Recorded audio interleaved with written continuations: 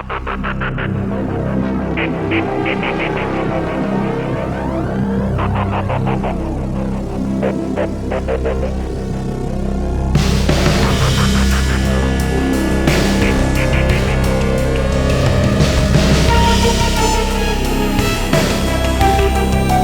southern stiletto snake, Atractaspis Bibronii, a rather unassuming looking snake. I mean, as you can see, it doesn't have any prominent markings, coloration. If you look at it in the sun, the coloration is actually almost a uniform purplish brown, sometimes black, with quite a glossy dorsal, and the underneath is generally a creamy white. You can see they move in quite an erratic fashion. You can see now as it's sort of moving along this base of the tree here, it's constantly flicking its tongue, it's constantly moving in this sort of really erratic fashion to try sort of get out the sun, get into little cracks, looking for lizards, sleeping geckos, even small mammals. You can see that tongue is constantly flicking out, just trying to pick up scents. This individual here is not a very large specimen. This one here is only probably about 45 to 50 centimeters. They average anywhere from 30 to about 50 to 60 centimeters, and they can get as large as 80 centimeters. They have an extremely toxic venom, and I'm going to show you what happens when you get bitten. So unfortunately, this is what happens to the human body once a stiletto snake bites you, particularly on the digits.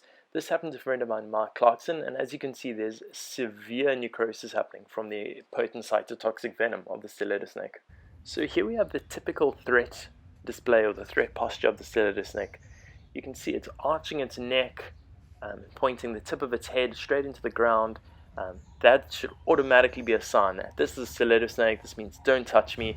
These are one of the few snakes that you can't actually safely hold behind the head, or as necking, as many people like to call it. You can see now, the moment you try to touch the snake, it zips around and moves in these really erratic fashions. So a really dangerous snake, and not something you want to mess with at all. So if you ever see a stiletto in the wild, don't even touch it. So here's the reason why many herpetologists and snake enthusiasts, and even general members of the public, have such an innate fear for the stiletto snake across Africa.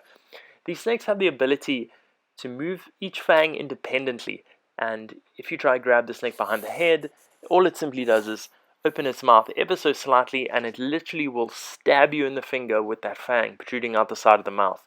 The fangs aren't always in this position here. This is just obviously for illustrative purposes, but these snakes will go into rodent burrows, chasing after lizards, in really tight quarters. So they'll go next to the prey item and simply swipe the head sideways, protruding that fang and stabbing the prey item. So in small confined areas, they don't have space, to perhaps strike at the prey item, and all they're doing is simply injecting the venom into this little prey item and gobbling it down. And unfortunately for a lot of people, they mistake these snakes for harmless snakes like wolf snakes. They pick up the snakes and you get this insane burning sensation as the cytotoxic venom starts breaking down the soft tissue, and you're on your way for a lot of necrosis like we've seen in Mike's bite. So here's another image just illustrating the power of these snakes. When they come across a sort of threat, they'll, again, like I was saying, they put their head straight into the ground, they arch the neck like this. So that's when you know you're dealing with stiletto, and these guys mean business. The moment you try to touch them, they do their erratic, jerky movements, and that should serve as a warning sign. Don't mess with me. This has been a little bit of a different video. I thought we'd profile the stiletto snake, since while there is quite a buzz about it, a lot of people don't know a lot of things about them. A lot of people are really scared of them. So if you enjoyed the video, let me know in the comments below, and maybe we'll do some further species profiles along the way. If you guys have any species you'd like to see a little bit more info on, or a snake profile on, let me know, and yeah, perhaps we make it happen. So yeah, thanks so much for watching, and we'll catch you on the next one.